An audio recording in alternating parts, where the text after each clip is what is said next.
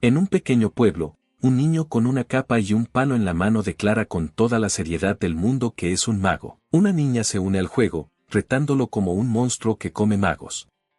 El niño, sin dudarlo, se prepara para lanzar su hechizo. Toma aire, concentrando toda su energía imaginaria en el palo de madera, y sin dudarlo, le da un golpe de verdad en la cabeza a la niña. La niña, enojada, le reclama por haberle pegado de verdad.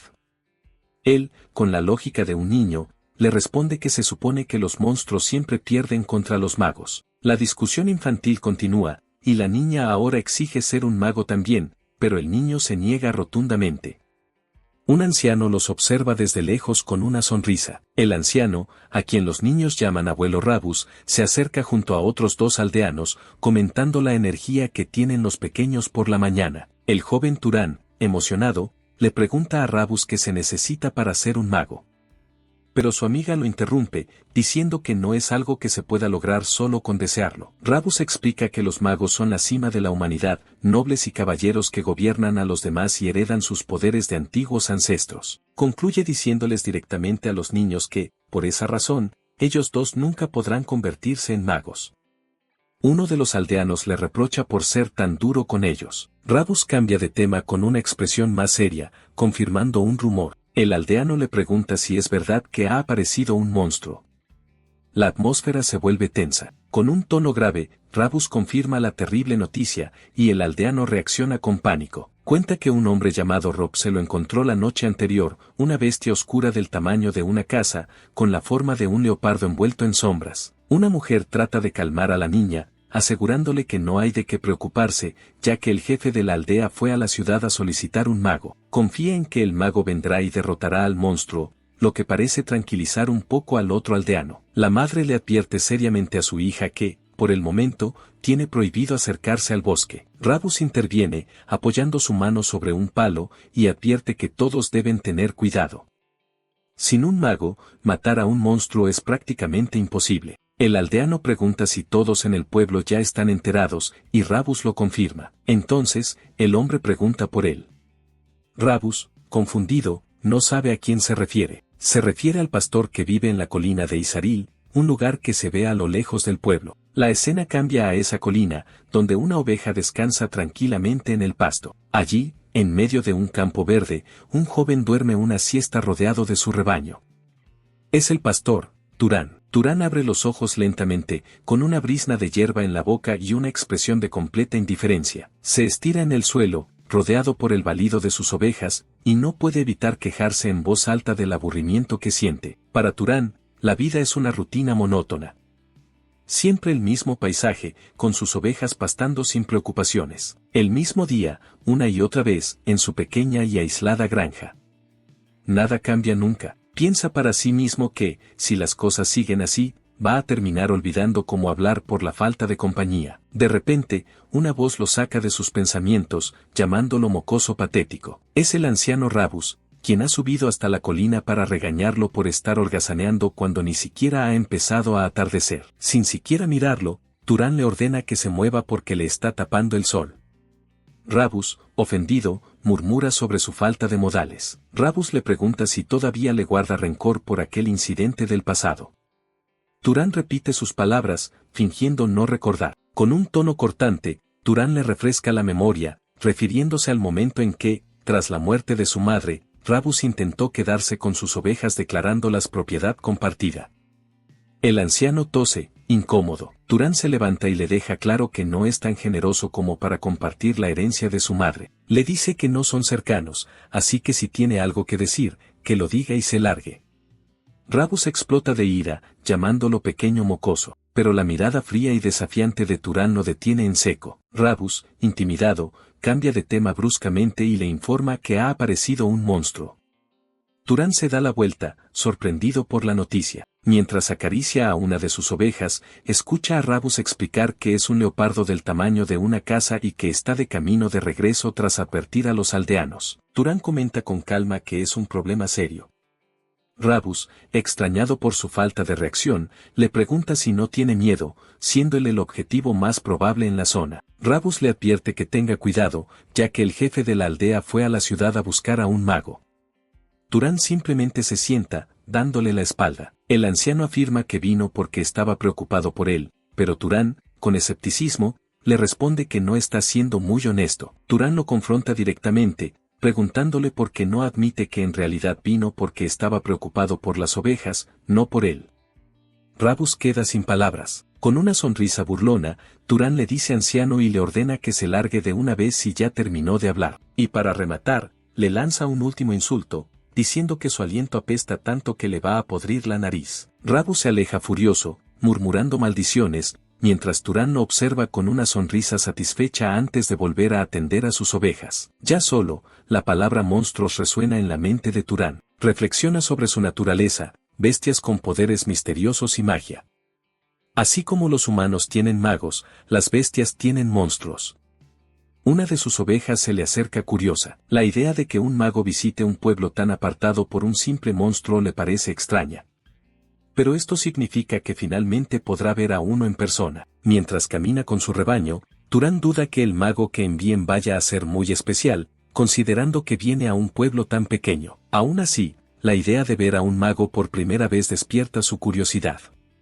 Con una ligera sonrisa, se pregunta qué tan fuertes serán en realidad. De repente, mientras está distraído, su agudo sentido del olfato capta algo. Su expresión cambia por completo. Un olor metálico y familiar ha llegado hasta él, no hay duda. Es el olor de la sangre, y viene del bosque cercano. El sol comienza a ponerse, tiñendo el bosque de un tono anaranjado y ominoso. Decidido a investigar, Turán se adentra en la espesura. Sigue el rastro del olor, seguro de que proviene de esa dirección. El olor se hace más y más fuerte a medida que avanza. De repente, se detiene en seco. Ha encontrado la fuente. Su mirada se clava en la escena, su rostro impasible a pesar del horror que tiene delante. En el suelo yace el cuerpo destrozado de Rabus, rodeado de un charco de sangre. Con una frialdad sorprendente, Turán murmura que, a pesar de advertirle que tuviera cuidado, el anciano fue el primero en caer. El olor a sangre venía de él. Se agacha para examinar el cuerpo, notando que las heridas no son algo que un animal salvaje común podría infligir. La brutalidad del ataque solo puede significar una cosa: fue obra del monstruo. Justo en ese momento, un ruido a sus espaldas lo pone en alerta máxima. Una garra gigantesca, con un orbe brillante en el centro, golpea el suelo con una fuerza tremenda. Una enorme criatura hecha de roca y energía oscura emerge de entre las sombras, gruñendo amenazadoramente. Turán se da la vuelta lentamente, sin mostrar una pizca de miedo. Cara a cara con el imponente monstruo, se queda completamente quieto, observándolo con una calma inquietante. La escena cambia a un recuerdo, donde el pequeño Turán pregunta con curiosidad qué tan fuertes son los monstruos y si es verdad que los adultos no pueden vencerlos. Su padre le responde que son increíblemente fuertes. El padre le explica que si un adulto común como él se enfrentara a uno, no podría ni recoger sus huesos. El niño, preocupado, se da cuenta de que ni siquiera su padre podría ganarle. Con inocencia, pregunta qué pasará con su pueblo. Su padre, sirviéndole el desayuno, le dice que no se preocupe. Le asegura que el jefe de la aldea traerá un mago, y que el mago se encargará de someter al monstruo. El pequeño Turán, con los ojos llenos de esperanza, le pregunta si el mago no perderá, si de verdad castigará al monstruo. Su padre sonríe con confianza y le responde que por supuesto que sí, ya que los magos son seres grandiosos que nacen con el poder de la magia. Con total seguridad, le afirma que ellos pueden matar al monstruo con una sola palabra. El recuerdo termina, y volvemos al presente, con el monstruo rugiendo frente a Turán. De vuelta al presente. Turán observa al monstruo, recordando las palabras de su padre sobre el poder de los magos. Una sonrisa se dibuja en su rostro. Con una sola palabra, parece que va a poner a prueba esa teoría. Pronuncia una palabra con una autoridad gélida: muere. El monstruo se detiene en seco, confundido, pero la orden no surte efecto. La criatura sigue intacta, gruñendo con más fuerza que antes. El aura del monstruo se intensifica, llenando el aire de una presión abrumadora. La orden de muerte de Turán ha fallado. Turán suspira, ajustándose la ropa, como si no estuviera frente a una bestia mortal. ¿No funciona? Su calma es desconcertante. El monstruo, enfurecido, se abalanza sobre él, listo para destrozarlo. Pero Turán, con la misma calma, pronuncia otra palabra: detente. La criatura continúa su avance sin inmutarse, ignorando por completo la orden. Una ligera sonrisa se forma en el rostro de Turán. Sabía que matarlo no funcionaría, pero ni siquiera puedo detenerlo. Parece que está midiendo los límites de su poder. El monstruo se prepara para aplastarlo con sus garras, su cuerpo brillando con energía destructiva. La bestia ruge, lista para dar el golpe final. Se acabó el tiempo de jugar. Turán salta hacia atrás con una agilidad sorprendente, esquivando el ataque por muy poco. Con una expresión ahora seria, murmura, en ese caso. Es hora de cambiar de estrategia. De su bolsillo, saca algo inesperado, una simple piedra. Con una determinación fría, declara que un pastor debe hacer lo que hace un pastor. Coloca la piedra en una onda que saca de su ropa. El monstruo carga de nuevo, sin darle un segundo de respiro. Pero Turán está listo. Con la piedra en la onda, pronuncia su primera orden real, endurecer. La piedra común cruje y se compacta al instante. Sujeta la onda con firmeza, la piedra ahora imbuida de un poder antinatural. Sus ojos brillan con una luz dorada mientras da la segunda orden, acelerar. Comienza a girar la onda, generando una velocidad increíble. El aire a su alrededor se deforma por la fuerza. Pivota sobre su pie, canalizando toda la energía en el lanzamiento. Con una mirada penetrante, suelta la piedra y grita la tercera orden, atravesar. El proyecto sale disparado como un rayo de luz, dejando una estela de energía pura a su paso. La piedra impacta al monstruo con una fuerza devastadora, desatando una explosión de energía azul que comienza a desgarrar su coraza de roca. El proyectil atraviesa limpiamente al monstruo, arrancándole un pedazo de su cuerpo. Fragmentos de roca y un líquido oscuro salen disparados por el aire. El ataque ha sido un éxito. El rayo de luz continúa su trayectoria, dejando un agujero perfectamente circular en el pecho del monstruo. La energía se disipa en la distancia, creando una pequeña explosión al final de su recorrido. El monstruo queda inmóvil, mirando a Turán con lo que parece ser sorpresa y dolor. Turán sonríe con confianza. Estoy apuntando. Su plan aún no ha terminado. Carga otra piedra en su onda, una mucho más grande que la anterior.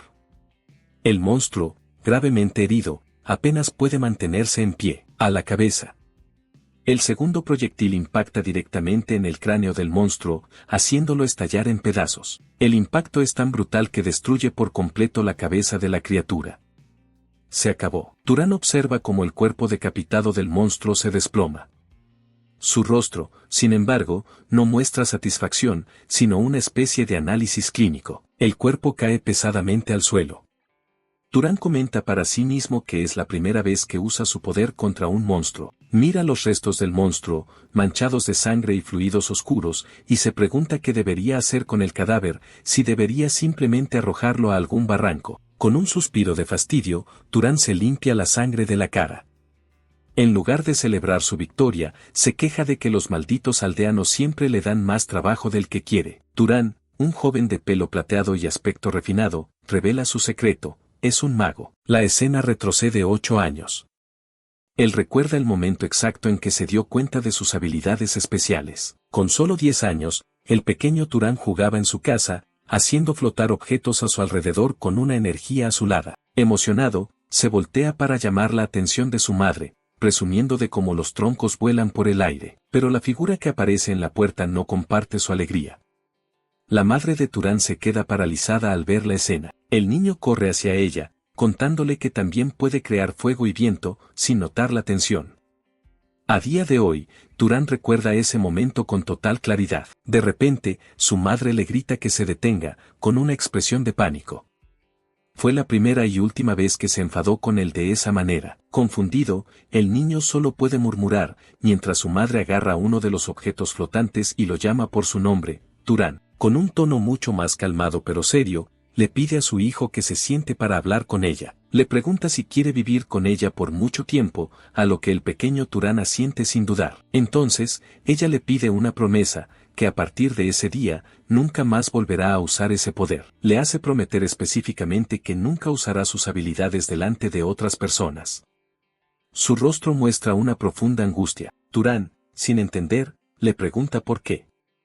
Su madre le responde recordándole una vieja historia sobre un noble y un caballero. Él recuerda la historia.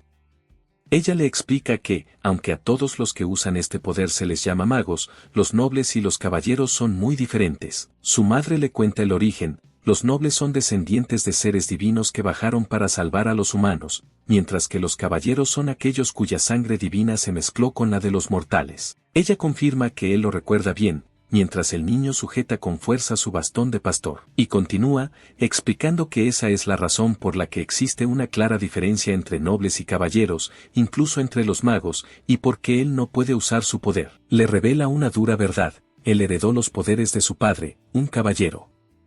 Y le advierte que, fuera de su pueblo, hay nobles malvados que tratan a los caballeros como esclavos. Por eso, le pide que recuerde siempre una regla fundamental: nadie puede saber que eres un mago. Con una mirada llena de preocupación, le pide una última vez que se lo prometa. La escena cambia y un texto anuncia que han pasado 8 años desde ese día. De vuelta en el presente, un Turán ya adulto mira por la ventana. Ha cumplido la promesa que le hizo a su madre todo este tiempo. Mientras aparta la cortina, se reafirma en su decisión.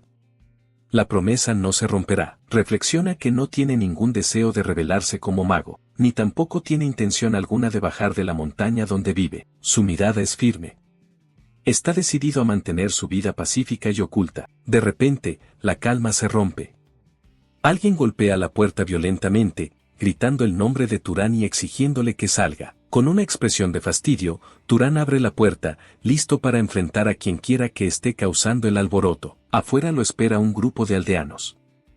Al frente, un hombre corpulento y de aspecto rudo lo mira con desprecio. Sin mostrar la más mínima preocupación, Turán bosteza en su cara antes de preguntar qué sucede. Se enfrenta a ellos, resumiendo la acusación con una calma que los enfurece. ¿Así que están diciendo que yo maté a Rabus? El líder de los aldeanos lo agarra por la ropa, gritándole que es un descarado. Lo acusa directamente de haber herido al anciano Rabus y de haberlo abandonado para que los monstruos se lo comieran. Turán permanece en silencio, sin reaccionar a la grave acusación. Finalmente, habla, pero no para defenderse. Con una frialdad absoluta, les dice a los aldeanos que entiende por qué quieren culparlo, dejando al grupo confundido. Turán expone su cobardía. El hombre más viejo de la aldea murió solo porque los jóvenes estaban demasiado asustados para luchar contra el monstruo. Les dice que entiende que culparlo es su única salida. Con una sonrisa burlona, les dice que es la forma más fácil de librarse de su propia culpa. Enfurecido por haber sido expuesto, el líder de la turba grita su nombre y se lanza a golpearlo. El hombre lanza un puñetazo, pero Turán lo esquiva con una facilidad increíble, inclinándose hacia atrás. Mientras esquiva, Turán reflexiona sobre su poder. La magia, piensa, es conveniente, y sin esfuerzo, aprovecha el impulso del aldeano para lanzarlo por encima de él. El hombre cae de espaldas, sangrando. Él sabe que si desea algo con suficiente fuerza, puede hacerlo realidad a cambio de un poco de maná, mientras los otros aldeanos corren para ayudar a su líder caído. Con un simple pensamiento, susurra una orden casi imperceptible: caigan. Al instante, uno de los aldeanos tropieza y cae de cara al suelo.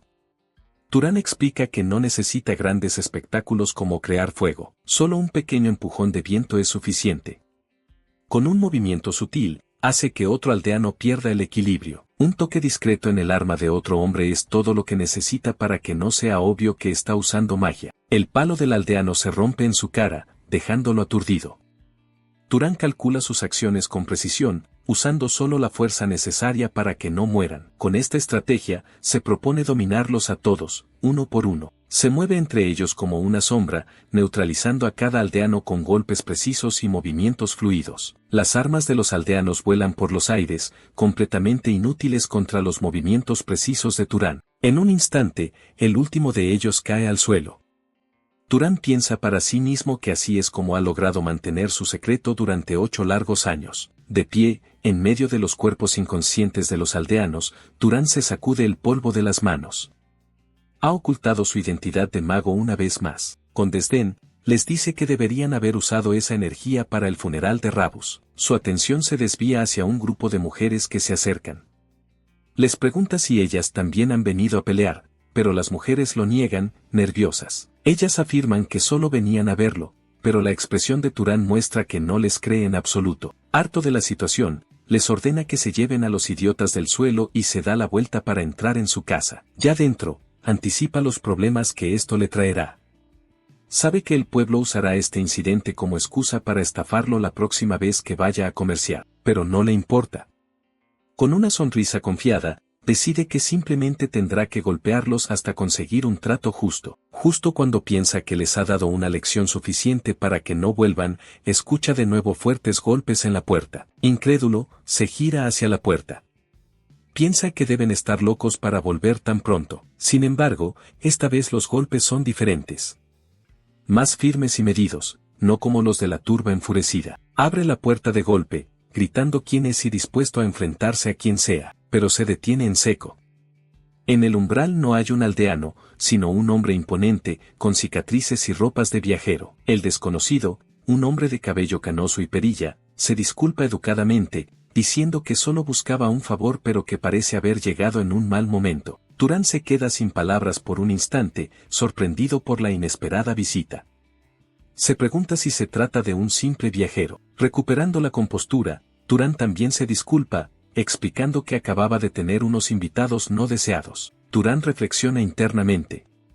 Recuerda que su madre le enseñó a ser educado, pero nunca ha tenido que tratar amablemente a nadie del pueblo, por lo que la situación se siente extraña. La presencia de un viajero armado con una espada en un pueblo tan tranquilo y aislado despierta inmediatamente sus sospechas. Comienza a decirle que si busca una posada, pero se interrumpe cuando el estómago del viajero ruge de hambre. Turán suspira, resignado. A pesar de su desconfianza, decide invitarlo a pasar. Poco después, ambos se sientan a la mesa frente a una comida sencilla pero abundante. Turán le dice que no tiene mucho que ofrecer, pero el viajero, mientras come con entusiasmo, responde que para él esto es un festín. El viajero comenta, sorprendido, que Turán parece no haber conocido nunca a nadie de fuera del pueblo.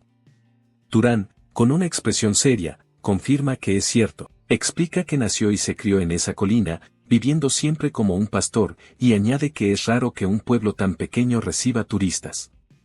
El viajero lo escucha atentamente mientras bebe. La mirada del viajero se agudiza, analizando cada palabra de Turán. Turán también bebe, manteniendo la compostura a pesar de la tensión. El viajero dice que lo encuentra interesante, y Turán, fingiendo inocencia, pregunta a qué se refiere. El hombre señala que, para ser un pastor, sus modales son demasiado refinados. Insinúa que sus padres debieron haberlo educado muy bien. Turán responde con calma que aprendió de su madre, pero que ella falleció hace unos años a causa de una enfermedad. El viajero, con un gesto de respeto, dice que ella crió a un hijo orgulloso y que seguro descansa en el cielo. El hombre le agradece la comida una vez más, pero Turán simplemente responde que él solo vive como su madre le enseñó. Turán cambia de tema y le pregunta qué lo trae a un lugar tan remoto. El viajero, con una sonrisa, responde que le pidieron un favor. Le revela que estaban buscando a alguien para encargarse de un monstruo puma que acecha la zona. Turán se tensa. Para poner a prueba al viajero, decide revelar una parte de su identidad: yo soy un mago. Turán asume que él debe ser el mago del que habló el anciano del pueblo. El viajero, sin sorprenderse, lo confirma. Ahora es el turno del viajero de hacer preguntas. Con una sonrisa socarrona, le pregunta si puede hacer una, y Turán acepta. El hombre lanza su ataque verbal.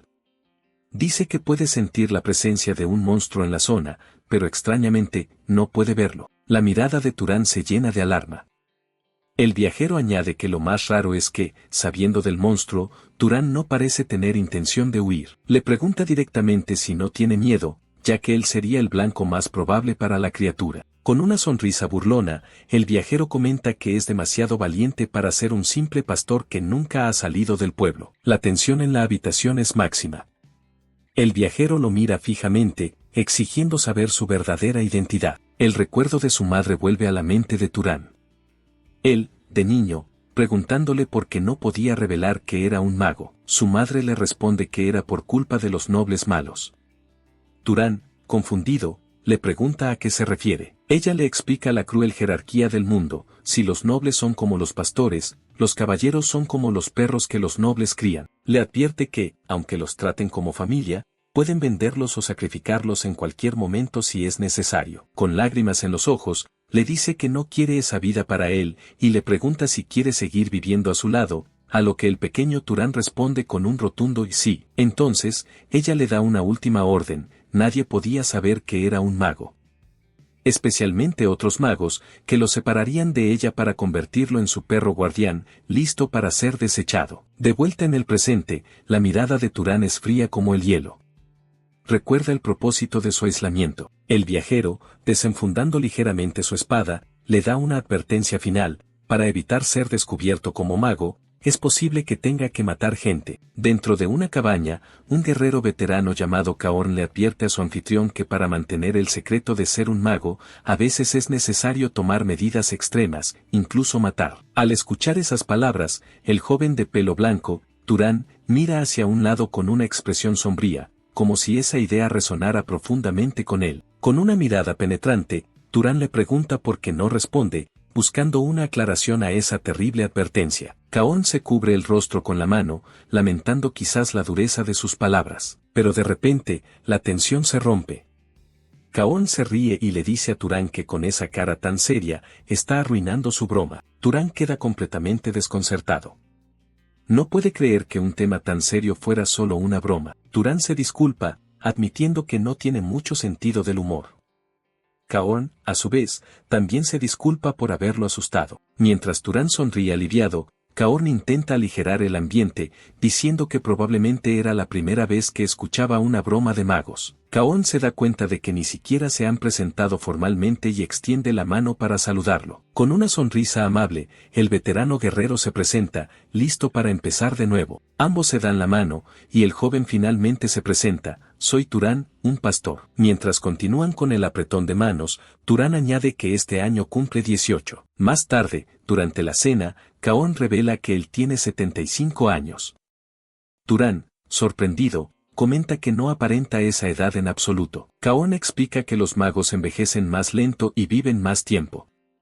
Luego, con curiosidad, le pregunta a Turan cómo terminó convirtiéndose en un vagabundo. Turan, el supuesto joven de 18 años, responde con una historia elaborada, afirmando que pasó 60 años al servicio de la casa Arabión y que ahora solo desea viajar. Kaorn escucha la historia y, con una sonrisa, le dice que su deseo de viajar suena bastante romántico. Turan sonríe de forma enigmática, manteniendo su fachada. Kaorn le devuelve una amplia sonrisa, disfrutando de la compañía y la conversación. Ambos reflexionan en silencio, dándose cuenta de lo agradable que puede ser una simple conversación, algo que no habían experimentado en mucho tiempo. El tiempo pasa volando, y a través de la ventana se puede ver que el sol ya se está poniendo. Turan también se sorprende de lo rápido que pasó la noche. Al ver la hora, Kaorn se levanta, anunciando que ya es momento de irse. Para pagar la comida, Kaorn deja unas monedas de plata de Arabión sobre la mesa, explicando que son de la más alta pureza y cubrirán el costo de sobra. Turan acepta el pago y le desea buena suerte en su cacería.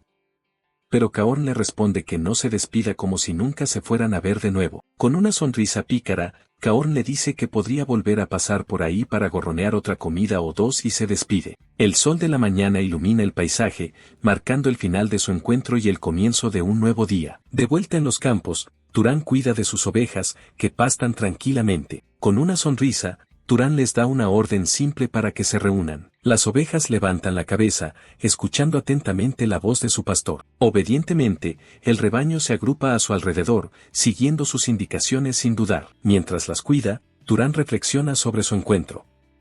Era la primera vez que conocía a otro mago, y no recordaba cuándo fue la última vez que habló tan cómodamente con alguien. Acariciando a una de sus ovejas, piensa en la calma y la alegría en la voz de Kaorn. Recuerda las veces que Kaorn lo visitó, llegando siempre con una sonrisa y un regalo. De todos los adultos que había conocido, él era una buena persona. Siempre había pensado que los caballeros no eran más que perros de caza sin emociones, usados por nobles arrogantes. De repente, sus pensamientos se interrumpen y una gota de sudor cae por su frente mientras se pregunta cómo le habrá ido a Kaorn en su cacería. Mientras tanto, Kaorn camina por el sendero del bosque, pensando que ya no quedan bestias mágicas en la colina de Isaril. Algo no cuadra. Se detiene y mira a su alrededor, sintiendo que la situación es extraña. Ve claros signos de una batalla, pero no puede sentir ni el más mínimo rastro del aura de una bestia mágica. Se acerca a un árbol con una enorme marca de impacto y se pregunta si la bestia ya fue cazada. Si es así, ¿quién la mató? Se pregunta si su cliente le habría encargado la misión a otro mago en lugar de a él. Suspira, decidiendo que de cualquier manera, es un alivio. Mientras alguien se haya encargado de la bestia y el lugar sea seguro, eso es lo que importa. Pero justo en ese momento, su instinto se dispara. Algo anda muy mal. Se da la vuelta bruscamente, reaccionando a una presencia que acaba de detectar. De entre la maleza, una gigantesca y monstruosa garra con un ojo brillante emerge de la oscuridad. La criatura revela su horrible forma, un amasijo de partes de bestias cocidas, con fauces llenas de colmillos y una apariencia grotesca. Kaon se queda helado al reconocer a la abominación. Es un títere hecho con el cadáver de una bestia mágica. Con el rostro lleno de horror, se pregunta quién en el mundo sería capaz de hacer algo así. El títere de cadáver no le da tiempo a pensar y lanza un ataque brutal con su garra. Kaon reacciona a tiempo, esquivando el golpe que impacta violentamente contra el suelo. Mientras esquiva, Kaon analiza la situación. Sabe que si el maná de una bestia mágica muerta no se dispersa, se convierte en un títere de cadáver. Y está seguro de que ningún mago que case estas criaturas ignoraría una regla tan básica. Sin darle más vueltas, Kaon salta por los aires, preparándose para lanzar un contraataque directo sobre la monstruosidad. Mientras esquiva, Kaon está seguro de que un mago mató a la bestia original. Pero no entiende por qué lo dejarían convertirse en un títere de cadáver. Descarta la idea de que fuera un novato, ya que un caballero sin experiencia nunca podría haber derrotado a una bestia de este nivel en primer lugar. Solo le queda una posibilidad, que el responsable tuviera otro propósito en mente al crear esta abominación, pero no hay tiempo para pensar. Kaon decide que, sea cual sea el motivo, tiene que acabar con él ahora. Canaliza su poder, y su espada se enciende con una energía crepitante. Desata un potente rayo de magia directamente hacia el monstruo. El ataque impacta de lleno, pero para su sorpresa, la criatura lo recibe sin inmutarse. Kaon no puede creerlo. Su magia fue completamente anulada. Se da cuenta de que el maná de esta bestia es muy superior al suyo. De repente, la criatura se desvanece en una neblina oscura, desapareciendo de su vista. Apretando los dientes, Kaon se da cuenta de que la bestia también usa magia. Desesperado, le grita que se muestre. El monstruo se materializa a partir de un charco de sombras justo detrás de él, y lanza un ataque por sorpresa, moviéndose a una velocidad increíble. El golpe lo alcanza de lleno, hiriéndolo y enviándolo a volar por los aires. Con sangre en la boca, Kaon se da cuenta de la cruda realidad. Esto no es algo que un simple caballero pueda manejar. Se necesitaría al menos un noble de rango inferior para hacerle frente. Es arrojado violentamente contra el suelo, su cuerpo magullado por el impacto. Apretando los dientes por el dolor, se da cuenta de la gravedad de su situación, encontrarse con un monstruo de este nivel en una montaña remota. Se pone en pie con dificultad, viendo cómo el monstruo se regenera. Con una sensación de derrota, se pregunta, ¿es este mi final? Pero su desesperación se convierte en una sonrisa amarga y desafiante. No piensa rendirse. Aprieta la mandíbula con determinación, decidiendo que si va a morir, se llevará a esa cosa con él. Comienza a concentrar todo el maná que le queda en su mano, preparando un último ataque suicida. Planea clavárselo en el momento exacto en que la bestia cargue contra él. La bestia se lanza hacia él, lista para dar el golpe de gracia. Con un grito de esfuerzo, Kaon reúne toda su energía en un solo punto, su mano ardiendo con un poder inmenso. Se prepara para el impacto, listo para desatar su ataque final. Pero en ese instante, una misteriosa luz azul aparece de la nada en medio del bosque. Justo antes de que el monstruo alcance a Kaon, una barrera de energía azul se materializa y detiene el ataque en seco. Kaon observa, completamente atónito, mientras pequeños fragmentos de roca flotan a su alrededor, sin poder creer lo que acaba de pasar. El gigantesco cadáver de la bestia yace inmóvil en el suelo del bosque, derrotado. Todavía procesando lo que acaba de ver, una voz familiar le pregunta a Kaon si se encuentra bien. Es Turán, quien pasa a su lado con una calma increíble. Con una sonrisa, le devuelve la broma que Kaon le hizo antes. La broma de un pastor también puede ser bastante sorprendente. Kaon, aún aturdido, solo acierta a pronunciar su nombre mientras el joven pastor se aleja. Finalmente, la verdad se asienta en su mente. Con incredulidad, le dice, así que, eres un mago. Turán lo confirma con un simple sí, señor. Kaon le pregunta por qué no le dijo nada antes, pero Turán permanece en silencio. El veterano reformula su pregunta, queriendo saber por qué lo ayudó en lugar de simplemente marcharse. Turán, con una mirada tranquila, comienza a explicar su razón. La escena cambia a un recuerdo de su conversación en la cabaña. En el flashback, Kaon le había preguntado por qué se esforzaba tanto por la gente del pueblo. Turán, sin entender la pregunta, le pide que se explique. Kaorn argumenta que con las habilidades de Turán, podría ganar mucho más dinero de una forma más fácil. La respuesta de Turán es simple: son gente digna de lástima. Sin comprender, Kaorn le pregunta qué tienen de lamentable. Turán le dice que qué más puede hacer. Turán explica que viven en los márgenes de la sociedad, temblando de miedo sin ni siquiera la protección más básica. Luego, mira a Kaorn y le dice que no es su culpa. Le recuerda que aquellos que se convierten en magos heredan el poder de los dioses. Kaorn, conmovido por su sabiduría, sonríe y está de acuerdo. Le dice que si ese es el caso, entonces deberían sentirse orgullosos de proteger a los plebeyos indefensos, aunque admite que no todos los magos piensan como él. De vuelta al presente, una leve sonrisa se dibuja en el rostro de Turán. Con una sonrisa genuina, le responde a Kaorn que cada persona en el mundo tiene su propia forma de pensar y de vivir. Esa es su respuesta. Un breve recuerdo muestra el devastador poder del monstruo al que Turán se enfrentó sin esfuerzo. Kaorn, todavía sin comprender la magnitud del poder de Turán, le dice que esa cosa estaba fuera de su alcance. Insiste en que se necesita al menos un noble para enfrentarse a una bestia así y le ordena a Turán que vaya a avisar al jefe del pueblo para que evacúen. Kaorn se ofrece a mantener la línea defensiva aquí, sin saber que Turán ya ha resuelto el problema. Un recuerdo de su desesperación momentos antes cruza su mente. Habló con valentía, pero en su interior, no sabía cuánto tiempo podría haber aguantado. Turán simplemente le dice: está bien.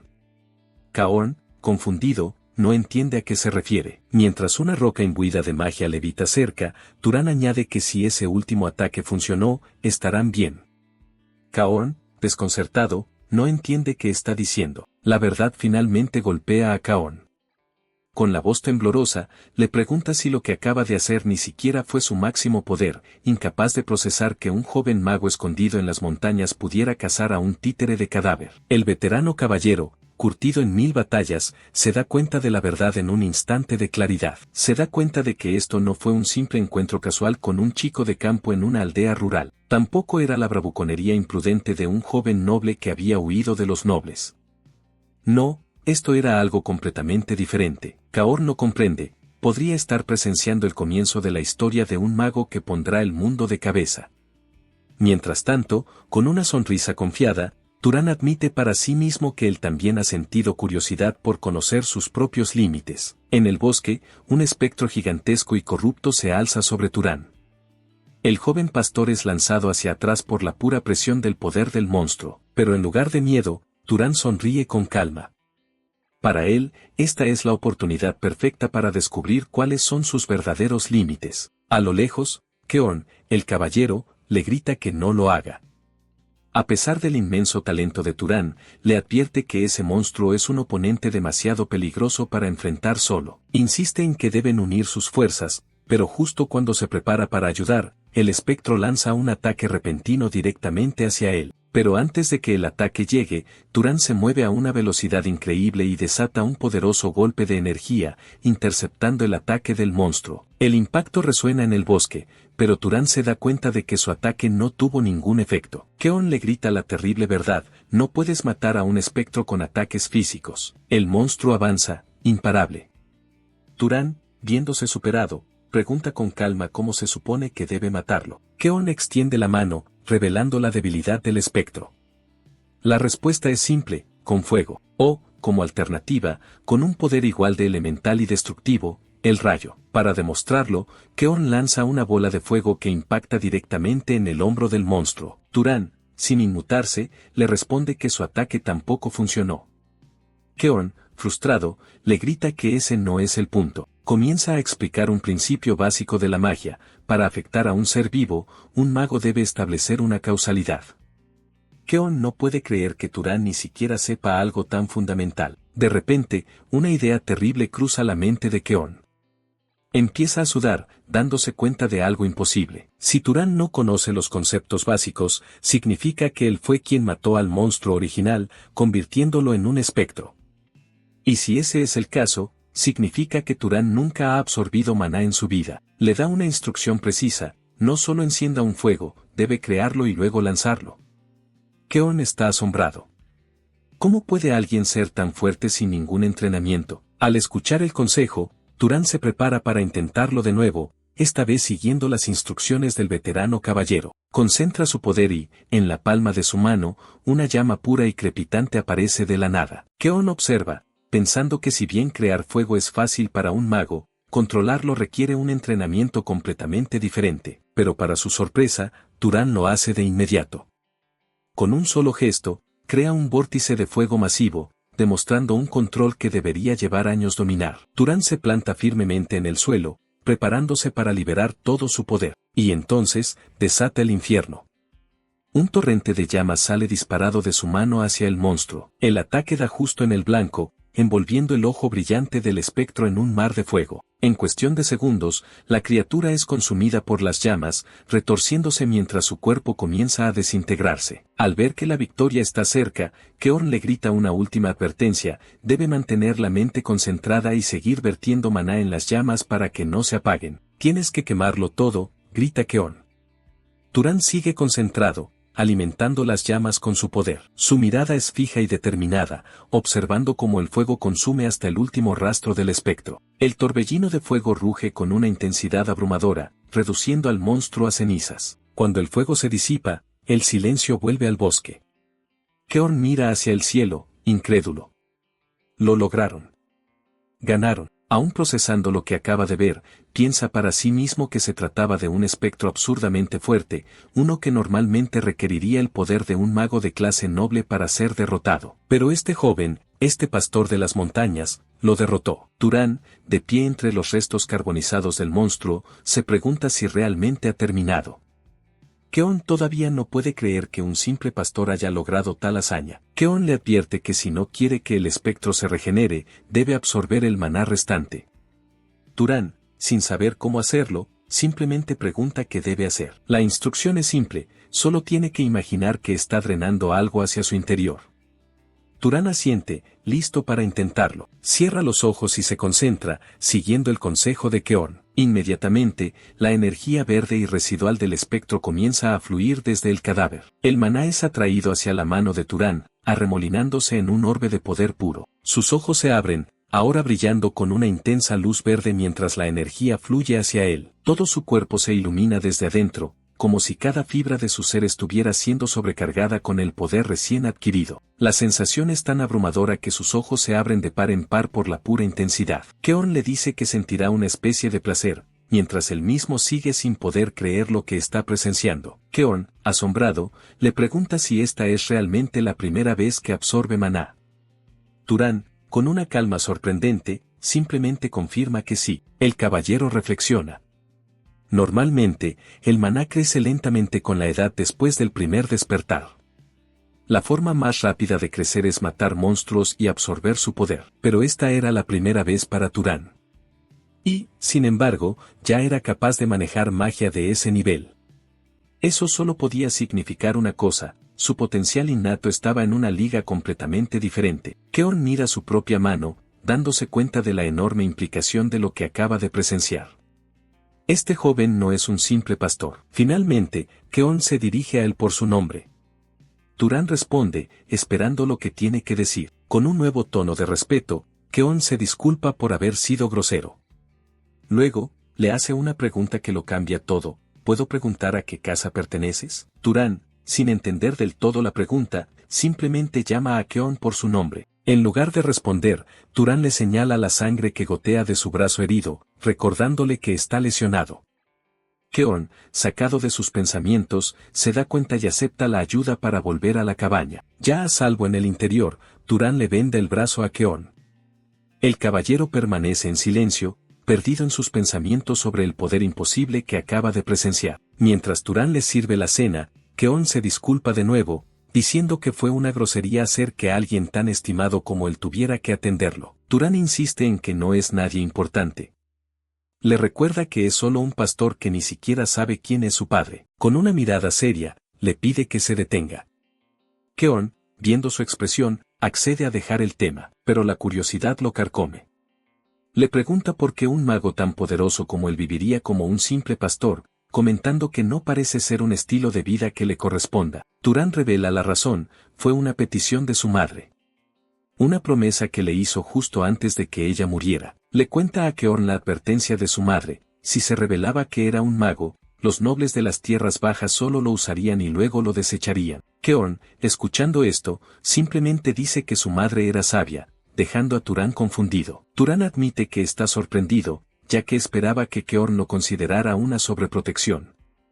Pero el caballero le asegura que su madre no estaba del todo equivocada. Le explica que el gran poder de los magos inevitablemente atrae el conflicto. Y como ejemplo, menciona una gran guerra entre casas nobles que ocurrió hace poco más de 20 años. Fue una guerra brutal entre la casa de Arabión, a la que él servía, y la gran casa de Saar. Recuerda con tristeza que muchísima gente murió en ese conflicto. De los aproximadamente 3.000 caballeros de Arabión que había en ese momento, más de 900 perdieron la vida. Casi un tercio de sus fuerzas. Con una expresión sombría, añade que, lamentablemente, todas las personas cercanas a él formaron parte de ese tercio. La revelación deja a Turan sin palabras. Recuerda a su amigo Danvor, que soñaba con abrir una lavandería al terminar la guerra. Y a su maestro Hartman, que siempre lo regañaba diciéndole que aún tenía mucho que aprender. Y lo más doloroso de todo, su amada esposa y su hijo. Todos ellos fueron masacrados por la casa Saar, y él fue el único que sobrevivió. Por eso, le dice a Turan que su madre tenía razón. La vida de un caballero puede desvanecerse más fácil y sin sentido que la de un plebeyo. Sin embargo, agrega que había una cosa en la que su madre se equivocaba, la aptitud de su hijo. Turan lo mira, confundido. Keorn admite que, aunque se sienta avergonzado de decirlo en su estado actual, él es un caballero con una habilidad bastante buena. Y, sin embargo, Turan destruyó fácilmente al espectro que él no pudo derrotar. Su potencial no es simplemente el de un caballero. Como mínimo, le dice, Turan está al nivel de un noble, y no solo eso. Entre los nobles, su aptitud es de primer nivel. Turan, confundido, pregunta si su madre le mintió al decirle que su padre era un caballero.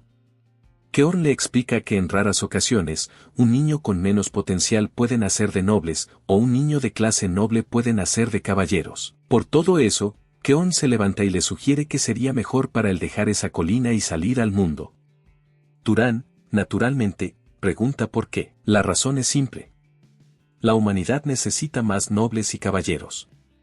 Los humanos aún no son los amos completos del mundo. Le cuenta que hace mucho tiempo, otras razas fueron expulsadas por los dioses, pero todavía están al acecho, esperando una oportunidad para resurgir. Y en medio de esa amenaza constante, los nobles solo se dedican a hacer la guerra entre ellos. Por eso esta época necesita desesperadamente nobles fuertes y amables como Turan. Pero más importante que todo eso, Keorn va al grano. Le pregunta si de verdad está satisfecho viviendo como un simple pastor. Turan guarda silencio, pensativo. La pregunta resuena en él. Él se pregunta qué podría ganar bajando de la montaña. Keorn le responde que eso depende de lo que él quiera: riqueza, fama, autoridad, familia o amistad. Cualquiera de esas cosas es difícil de obtener viviendo aislado en la colina. Mientras se dirige a la puerta, Keorn le pide que imagine las posibilidades. Podría vagar como él, destruyendo monstruos, o convertirse en un explorador que se aventura en lo desconocido. O incluso ser adoptado por una casa noble y seguir el camino del poder. Turan finalmente sale de la cabaña, y Keorn admite que, escuchándolo, cree que tiene razón. Cualquiera de esas opciones sería mucho más interesante que simplemente pastorear ovejas. Y por primera vez, Turan admite que siente una seria curiosidad por el mundo exterior. Keorn sonríe, satisfecho.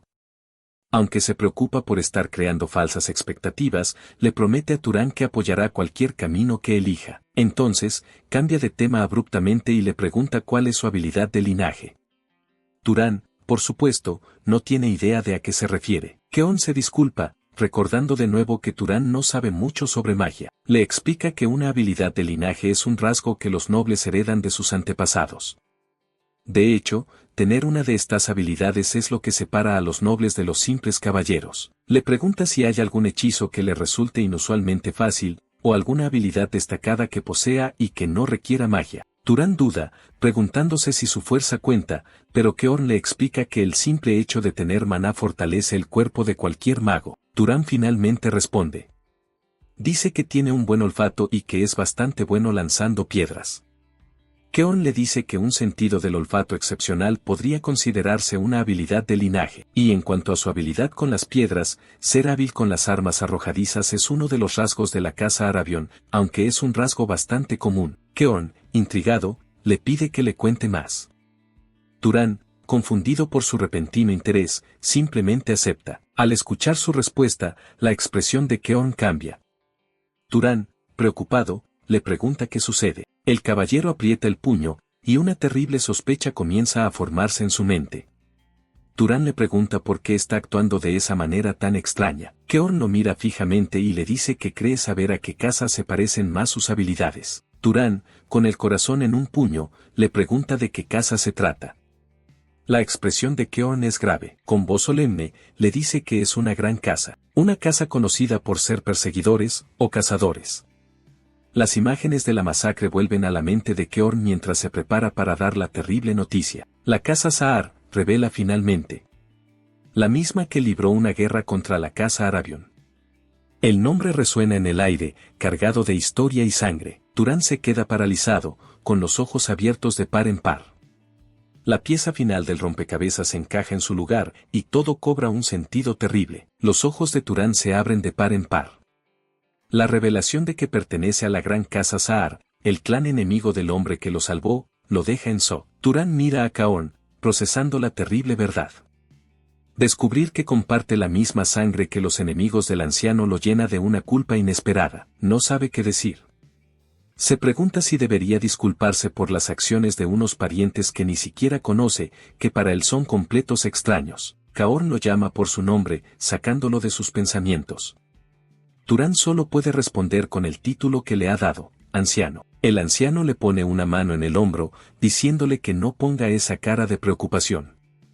Su tono es calmado, sin rastro de rencor, pero Turan no puede evitar sentirse responsable, insistiendo en que él no participó en esa guerra. La injusticia de ser juzgado por su sangre lo atormenta. Keon sonríe con sabiduría, explicando que son situaciones de adultos. Afirma que intentar lavar la sangre con más sangre solo crea un ciclo de lucha sin fin. Turan, conmovido por su madurez, le pregunta directamente si no se arrepiente de nada.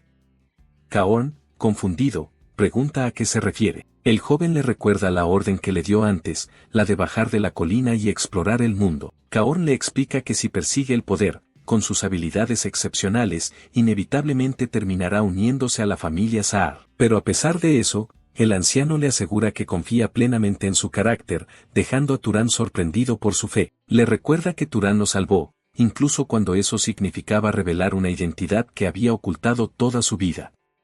Keon cree que si alguien como él llegara a una alta posición en la familia Saar, quizás podría evitar que una guerra tan terrible volviera a ocurrir.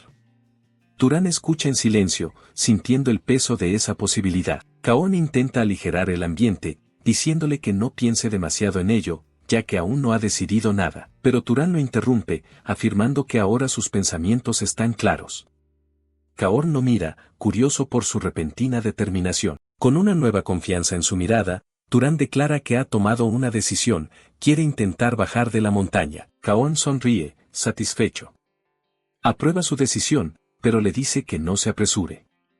Todavía no es el momento. Turan, con una amabilidad que conmueve al anciano, le dice que bajará una vez que su herida se cure, a pesar de que Keon insiste en que es solo un rasguño. La voz del anciano resuena, reconociendo la bondad de Turan. La escena cambia al interior de la cabaña, donde la lección está por comenzar. Keon comienza a explicar los fundamentos de la magia. El requisito indispensable es el maná, comúnmente llamado la llave de la omnipotencia. Turan repite el concepto mientras escucha. Keon aclara que no es un poder absoluto, sino que para usar magia se necesita un maná que sea compatible con ella. Sentados a la mesa, Turan pregunta cuál es el estándar para esa compatibilidad.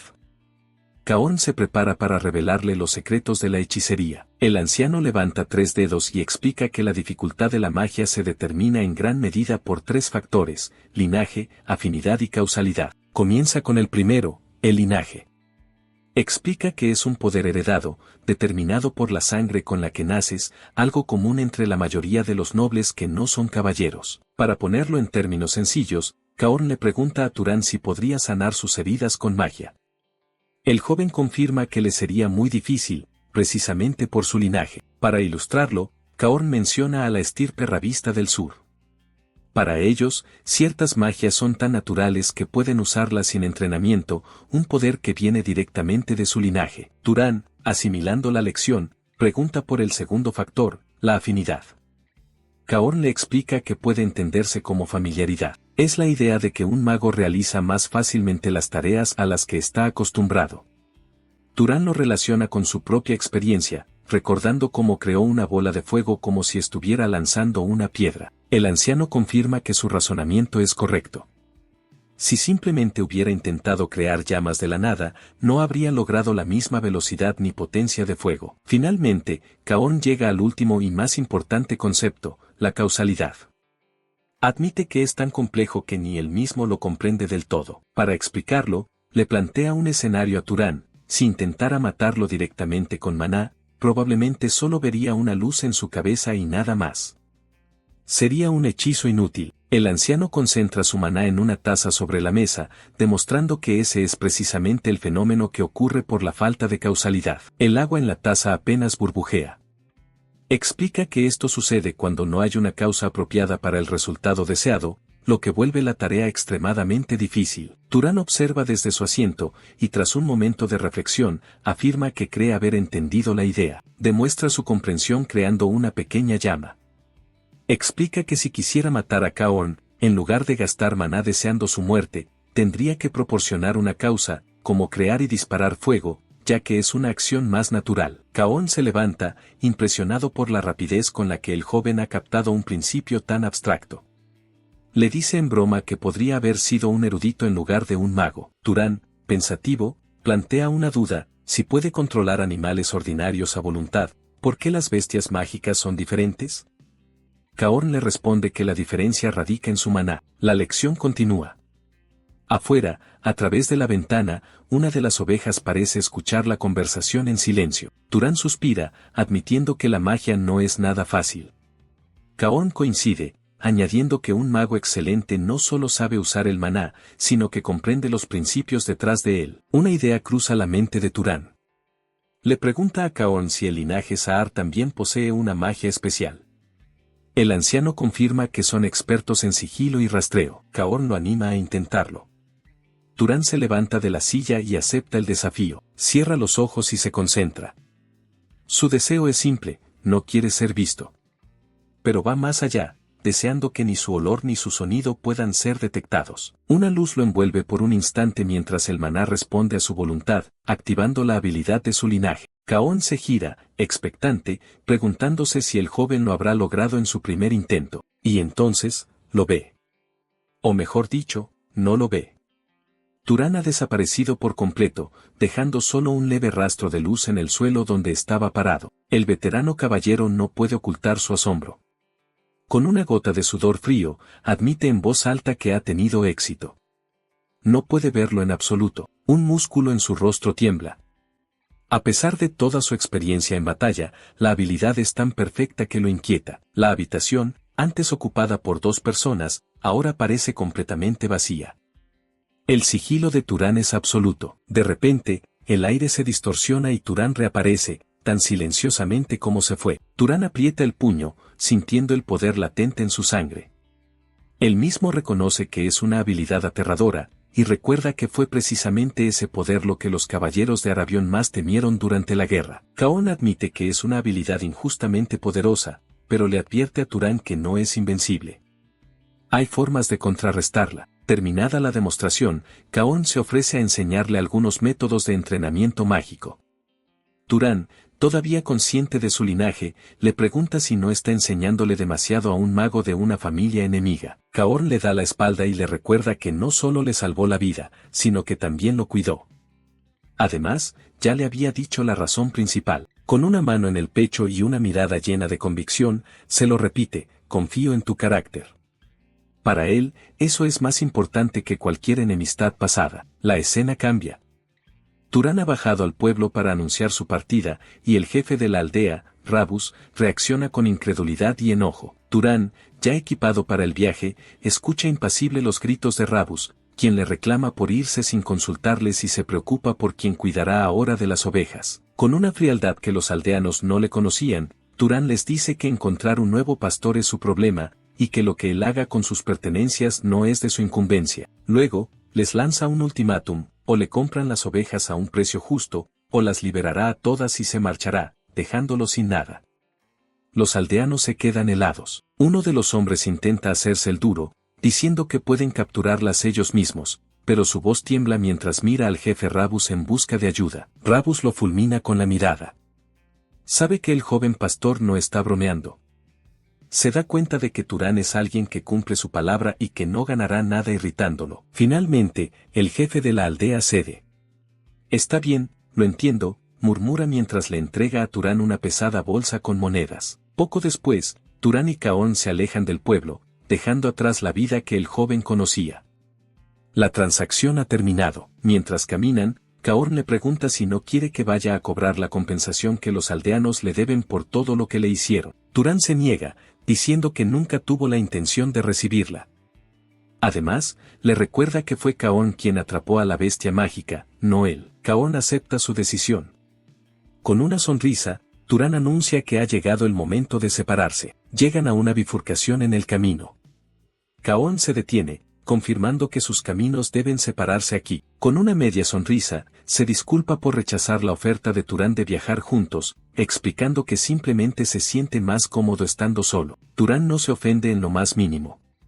Le asegura que no hay problema y le agradece sinceramente por todo lo que ha hecho por él. Con una sonrisa paternal, Caón se despide, deseándole a Turán que se cuide en su viaje. El joven le devuelve la sonrisa, expresando su deseo de que la próxima vez que se encuentren, sea en circunstancias más felices. Y así, Turán se quedó observando durante un largo rato cómo la figura de Caón se alejaba, desapareciendo en el bosque. Fue mucho después que Turán comprendió por qué había insistido en no tratar al viejo caballero con formalidad. Un recuerdo de su niñez aparece. Aunque nunca le faltó el cariño de su madre, en el fondo, siempre había anhelado una figura paterna. Alguien que pudiera ser un modelo a seguir, una guía sobre el tipo de hombre en el que debía convertirse. Caón, sin saberlo, había llenado ese vacío en su vida. Con esa despedida, el pasado de Turán quedó atrás, como huellas barridas por el viento del desierto. Su verdadero viaje acababa de empezar. Su viaje lo lleva a un páramo desolado. Un cañón rocoso y agrietado donde solo el silbido del viento le hace compañía. Con una nueva capa y su mochila a la espalda, Turán avanza solo a través de la inmensidad del desierto. El viento sopla con fuerza, pero él sigue adelante, ajustándose la capucha mientras explora el nuevo mundo que se abre ante él. De repente, sus ojos detectan movimiento a lo lejos. Algo ha llamado su atención. En el horizonte, distingue un grupo de figuras encapuchadas. Piensa que podrían ser mercaderes que viajan de pueblo en pueblo. Bien, piensa para sí mismo. Es una oportunidad perfecta. Decide acercarse al grupo. Su única intención es preguntarles por el camino hacia la ciudad más cercana. El líder del grupo, un hombre con un parche en el ojo, le pregunta quién es.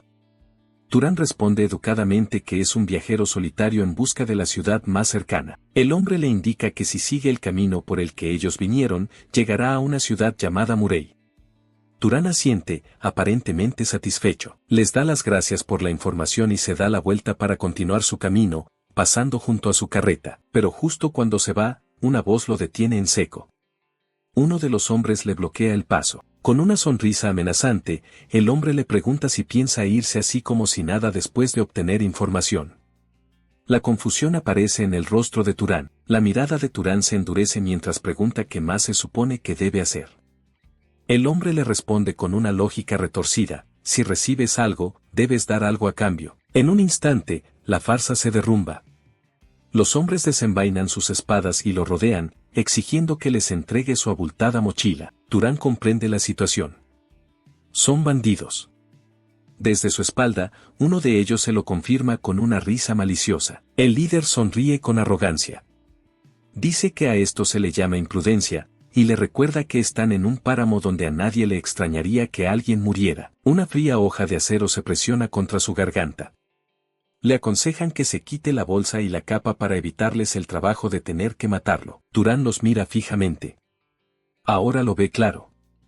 No son simples ladrones, son bandidos que no dudan en matar. Un recuerdo fugaz de su lección con Kaon cruza su mente.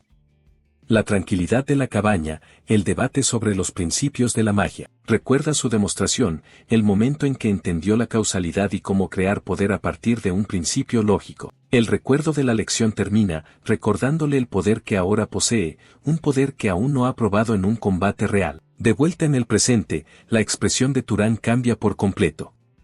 Una sonrisa inquietante y llena de confianza se dibuja en su rostro.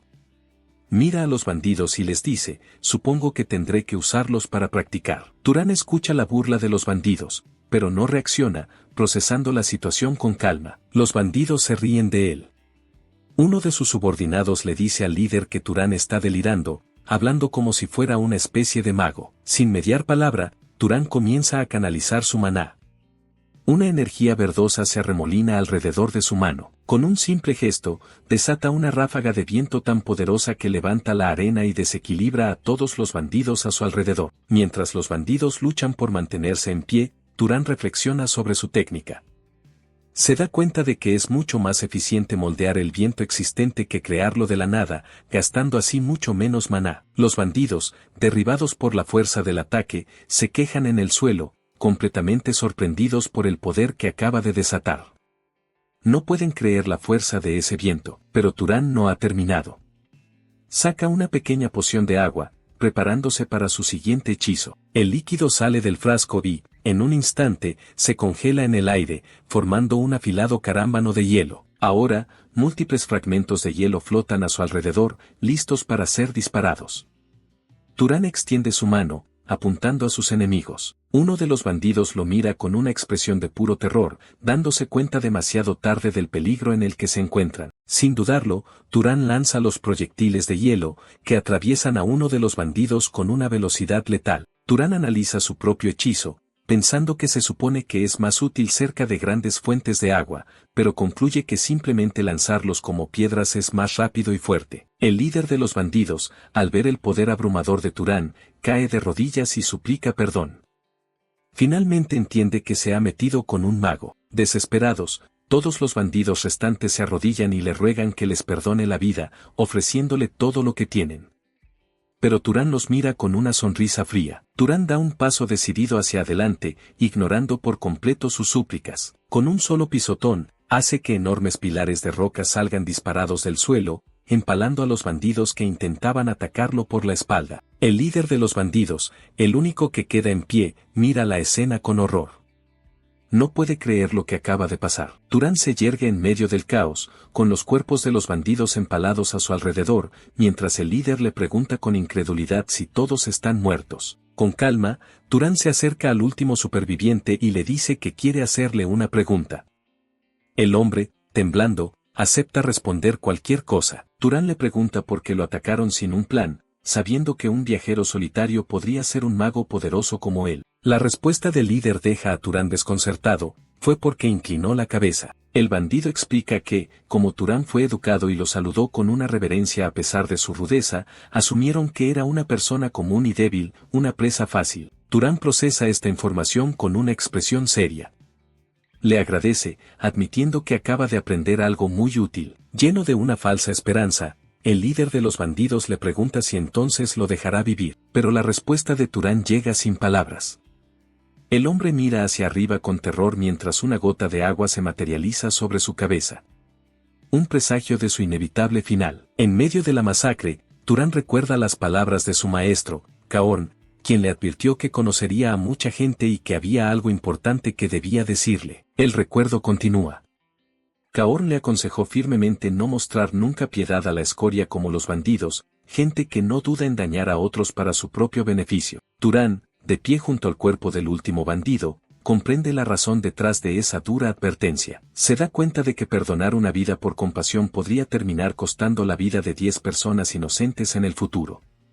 Con este pensamiento, justifica sus acciones. Habiendo asimilado la lección, Turán decide que ha perdido suficiente tiempo y es hora de seguir adelante. Comienza a seguir las huellas de las carretas que los bandidos dejaron en la arena. Mientras camina solo por el desierto, siguiendo el rastro, un pensamiento inevitable cruza la mente de Turán. He matado gente. La cruda realidad de sus acciones finalmente lo golpea. Sintió una punzada de culpa, pero la reprimió rápidamente al recordar de nuevo la advertencia de Caón. Personas que roban y matan por beneficio sin dudarlo, volverían a atacar a otros inocentes en cualquier momento. Al aferrarse a las enseñanzas de su maestro, la confusión en el corazón de Turán comenzó a calmarse. Su resolución se hizo más fuerte. Siguiendo el camino, finalmente deja atrás el desierto y llega a un nuevo mundo, un paisaje verde y vibrante. Por primera vez, Turán ve una ciudad. Su rostro muestra asombro y sorpresa ante la nueva vista. A lo lejos, se alza un gran castillo rodeado de edificios. Ha llegado a la pequeña ciudad de Murray. Turán entra en la ciudad y se encuentra rodeado de gente por primera vez en mucho tiempo. El bullicio y la multitud son una experiencia completamente nueva para él. Observa a la gente pasar, maravillado por la cantidad de personas que hay. Nunca había visto a tanta gente junta. También se fija en la arquitectura, notando lo diferente que es de la aldea donde creció. Los edificios de piedra son imponentes y desconocidos para él. Caminando por el mercado, Turán finalmente siente que de verdad ha llegado a una ciudad, un mundo completamente distinto al que conocía. Se acerca a un puesto de frutas para pedir indicaciones. El vendedor lo saluda, pensando que es un cliente. Turán aclara que no está allí para comprar, sino para hacer una pregunta. Recuerda otro consejo de Caón: cuando necesite un lugar para descansar en una ciudad, siempre debe buscar una posada. Al oír que no va a comprar, el vendedor se molesta y le grita que se vaya. Turán se queda confundido por la rudeza del hombre. Se pregunta si es una regla no escrita en las ciudades tener que comprar algo antes de poder hacer preguntas. Para evitar problemas, decide seguir la corriente y pregunta el precio de unas manzanas. El vendedor responde que cuestan 2 dupí. Al ver que Turán saca una moneda diferente, el vendedor se da cuenta de que es un forastero y le explica que dupit es la moneda local, pero que no hay problema si paga con otra. Entendiendo las reglas del juego, Turán paga la fruta y pregunta por la posada. Ahora sí, el vendedor cambia de actitud y amablemente le da las indicaciones. Siguiendo las instrucciones, Turán llega a un establecimiento llamado Pub and Inn, que según el vendedor, es la posada más grande de la ciudad. Al entrar, es recibido por una empleada rubia y sonriente llamada Lena, quien le da una cálida bienvenida. Lena lo halaga diciéndole que es un huésped muy apuesto, a lo que Turán, sin inmutarse, le pregunta directamente el precio por una noche. Ella le informa que son 16 dupit. Turán acepta sin dudarlo. Después de pagar, Turán le dice que tiene otra pregunta para ella. Lena se sorprende cuando él le pregunta si hay algún monstruo con recompensa cerca de la ciudad. Turán necesita cazar monstruos para absorber su maná y, al mismo tiempo, ganar algo de dinero, tal como Caón le había sugerido. Lena se queda en silencio, mirando la bolsa de dinero de Turán con una sonrisa astuta. Él se impacienta, preguntándose por qué no responde. Ella le recuerda que en este mundo nada es gratis, y lo lleva hacia una sección de la posada donde hay tablones de anuncios. Mientras le explica sobre las recompensas, menciona el ayuntamiento, un término que Turán nunca ha oído. Ya sentado en una mesa, Turán le pregunta qué es un ayuntamiento, revelando su desconocimiento del mundo exterior. Lena se ríe, burlándose de él por ser tan obviamente del campo. Aún así, le explica que los ayuntamientos son lugares donde se manejan los asuntos públicos y donde trabajan los funcionarios del señor de la ciudad. Le informa que a esta hora probablemente ya esté cerrado, y que si quiere encontrar una recompensa por un monstruo, tendrá que ir mañana. Con curiosidad, Lena le pregunta si él también es un cazador de monstruos.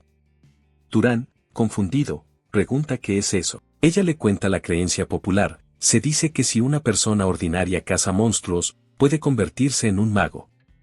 Y asume que ese es también el objetivo de Turán. Justo cuando va a llamar idiota a quien crea en esa superstición, Turán pregunta qué quiere decir con superstición. De repente, un hombre corpulento y rubio se une a la conversación. Se presenta como Midan, un cazador de monstruos, y afirma que es un hecho que se puede convertir en mago matando monstruos, porque él mismo lo vio. Lena se sorprende al verlo. Midan, ¿estás vivo? Él responde con arrogancia que no morirá hasta convertirse en mago. Midan, con su actitud ruidosa, le da unas palmadas en la cabeza a Turán como si fuera un niño. A Turán le interesa lo que dijo.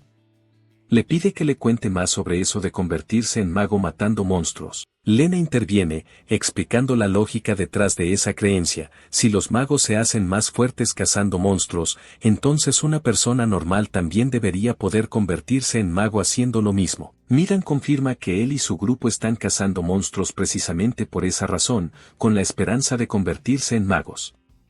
Sus compañeros lo apoyan con entusiasmo. Turan pregunta si alguno de ellos ya lo ha logrado. Midan se ríe y dice que no, que en toda la ciudad solo hay 4 magos, el señor de la ciudad y 3 personas a su servicio. Midan se muestra escéptico. Le dice a Turan que su equipo es demasiado pobre para ser un cazador de monstruos y le pregunta si siquiera tiene un arma. Turan responde que sí, y le muestra su onda. Midan reconoce el arma y, al ver lo desgastada que está, deduce que la ha usado mucho. Turan explica que es buena para lanzar rápidamente proyectiles del tamaño de un huevo. Midan, impresionado, comenta que con esa habilidad podría cazar fácilmente monstruos pequeños. Viendo una oportunidad, Midan le revela que justo estaban buscando a otro tirador para su grupo y le ofrece unirse a ellos. Turan responde con una sonrisa amable, pero rechaza la oferta. Más tarde, ya en su habitación, piensa que no tiene ninguna razón para cazar con ellos. Su objetivo es diferente. Tumbado en la cama, reflexiona sobre el día tan caótico que ha tenido. Ha sido un cambio demasiado brusco. Mira su mochila y todavía no puede creer que realmente haya dejado su aldea y todo lo que conocía atrás. Se pregunta qué pasará de ahora en adelante, mientras el maná fluye visiblemente alrededor de su mano, un recordatorio constante de su poder y su destino. De repente, escucha unos golpes suaves en la puerta. Se incorpora de inmediato, alerta. ¿Quién es? No recibe respuesta. En ese momento, recuerda otra lección crucial de Kaorn, quien le advirtió que no debía bajar la guardia, ni siquiera en una posada. Kaorn le explicó que estar en una ciudad no garantiza la seguridad. Turan entendió la lección en ese momento, y la advertencia final de su maestro resuena en su mente: nunca bajes la guardia. Con esa advertencia en mente, Turan se prepara para lo peor mientras la puerta de su habitación comienza a abrirse lentamente. Una esfera de maná se forma en su mano, lista para atacar. Observa con cautela a través de la rendija de la puerta. Su expresión se tensa, sorprendido por lo que ve. Para su sorpresa, es Lena, la empleada de la posada. Ella entra con una sonrisa coqueta y le pregunta si estaba durmiendo. Lena le dice que pensó que la habitación podría estar fría, así que vino a mantenerlo caliente. Turan la mira, completamente desconcertado. Ella comienza a desatarse la cinta del cuello, con una mirada sugerente, mientras Turan le pregunta qué quiere decir con eso, sin entender sus verdaderas intenciones. En la posada, Lena se para frente a la puerta de Turan, repitiendo sus palabras con incredulidad. Turan, con una calma total, simplemente confirma lo que ella escuchó. Ella le hace una oferta directa, diciendo que hará lo que él quiera por un poco de dinero. Pero Turan la corta en seco, preguntándole qué pasaría si no hubiera nada que él deseara. Lena se acerca, tocando su pecho con confianza. Insiste en que no le crea, afirmando que puede ver el deseo en su rostro. En respuesta, el rostro de Turan se transforma en una máscara de serenidad total, como una estatua de Buda, sin mostrar ninguna emoción o deseo. Su extraña reacción deja a Lena completamente en shock, sin saber cómo responder a esa absoluta falta de interés. En ese momento, un recuerdo vívido de su maestro, Kaorn, inunda la mente de Turan. Ve a su mentor gritando una advertencia desesperada: no lo hagas. La escena del recuerdo continúa, con Kaorn advirtiéndole a un joven Turan que siempre debía tener cuidado con las sirvientas de las posadas y las prostitutas. Kaorn le explicaba que, aunque ellos tuvieran resistencia a las enfermedades, podía contagiarlas a otras personas. Era una advertencia para no dejarse llevar por el deseo y terminar arrepintiéndose. De vuelta al presente, Lena sube las escaleras, claramente frustrada. Turan reflexiona sobre lo difícil que es la vida en las ciudades. Tumbado en su cama, llega a una conclusión sombría: las ciudades son lugares realmente fríos y desalmados donde todo, incluso una simple conversación, tiene un precio. Mientras tanto, en otra parte de la posada, uno de los cazadores se dirige a su líder con una pregunta. Le pregunta a su jefe, Midan, por qué intentó reclutar a Turan, comentando que, sinceramente, no parecía que fuera a ser de mucha ayuda. Midan responde con dureza, diciendo que la actitud arrogante de Turan lo haría perfecto para ser usado como carnada para monstruos. Pero su mirada se suaviza al revelar la verdadera razón: el chico le recordaba a él mismo cuando era joven, y le preocupaba que cazara solo con un arma tan precaria. Con una sonrisa, Midan admite que pensó que si Turán estaba cerca de él, tendría más posibilidades de sobrevivir. Su subordinado solo puede suspirar, diciéndole a su jefe que es demasiado bondadoso. Desde su habitación, Turán escucha la conversación y una leve sonrisa se dibuja en su rostro. Al descubrir las verdaderas intenciones de Midan, su perspectiva cambia. Quizás, después de todo, la ciudad no era un lugar tan frío como había pensado. Al día siguiente, Turán se dirige a un gran edificio en el centro de la ciudad, probablemente la oficina de cazadores o el gremio. Dentro, un empleado con un bigote lo saluda formalmente, preguntándole en qué puede ayudarlo. El hombre le pregunta si es un oficial, a lo que Turán responde con una pregunta retórica, desafiándolo a adivinar. Finalmente, Turán declara su propósito con simpleza: vine a cazar monstruos. El empleado lo mira, repitiendo la palabra monstruos con sorpresa. Una vez más, las palabras de su maestro resuenan en su cabeza. Recordó a Kaorn advirtiéndole que el mundo no sería amable con él. Kaorn le había explicado que el mundo no tiene por qué tratar bien a la gente. Si quería que lo trataran con amabilidad, el método era simple. El consejo de su maestro era claro: revela que eres un mago.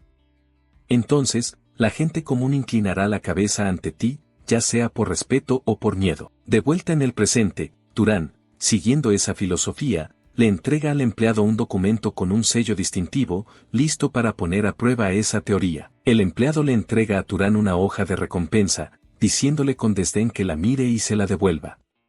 Turán la toma en silencio, sin reaccionar a su tono. Al ver el dibujo, Turán pregunta si se trata de un monstruo cuervo. El empleado responde con sarcasmo, preguntándole si acaso le parece un gato. Luego le da una advertencia crucial: si mata a un monstruo, debe traer el cadáver a la ciudad, porque si un mago no dispersa el maná, el cuerpo se convierte en un espectro peligroso. El hombre añade que, según la ley de la ciudad, abandonar el cadáver de un monstruo se castiga con la ejecución. Turán lo mira con calma y simplemente responde: lo sé. Un recuerdo doloroso aparece en su mente, la imagen de un espectro monstruoso. Turán sabe perfectamente lo que ocurre si se comete ese error, y no piensa repetirlo. Turán pregunta por qué los caballeros no se encargan de cazar a los monstruos. El empleado se burla de la pregunta, insinuando que los caballeros tienen cosas más importantes que hacer. Explica que el trabajo de un caballero es mantener el orden público dentro de la ciudad, no cazar monstruos en las afueras. Mientras Turán se da la vuelta para marcharse, el empleado termina su frase con desprecio, diciendo que ese trabajo es para matones como él. Al verlo irse, el hombre suspira con resignación, convencido de que Turán no es más que otro cazador destinado a morir, cuyo cuerpo se apilará junto a los de los demás fuera de la ciudad. La escena cambia al bosque. El ojo brillante de un cuervo monstruoso acecha en la oscuridad, pero en un instante, la cacería termina.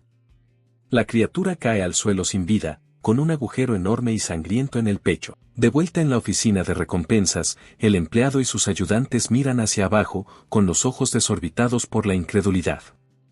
No pueden creer lo que están viendo. Turán ha vuelto, y mucho más rápido de lo que nadie esperaba. Frente a él, los empleados examinan el cadáver del monstruo cuervo, completamente atónitos. El empleado principal, todavía en shock, le pregunta si lo mató solo. Turán, con la misma calma de siempre, lo confirma con una sola palabra: así es. Sin darle importancia, Turán pregunta cómo puede recibir la recompensa. El empleado, ahora nervioso y tartamudeando, le asegura que por supuesto se la darán. Su actitud ha cambiado por completo. Con prisa, le entrega una bolsa con dinero, diciéndole que debe haber trabajado duro y que descanse. Turán la acepta con un simple gracias. Mientras Turán se aleja, los empleados siguen murmurando entre ellos, asombrados de que las valiosas alas de navaja del cuervo estén intactas. Se preguntan si es siquiera posible traer uno en tan perfecto estado. El empleado principal observa a Turán, que se ha detenido cerca de la salida. Sorprendido, le pregunta por qué sigue ahí, asumiendo que ya se iba.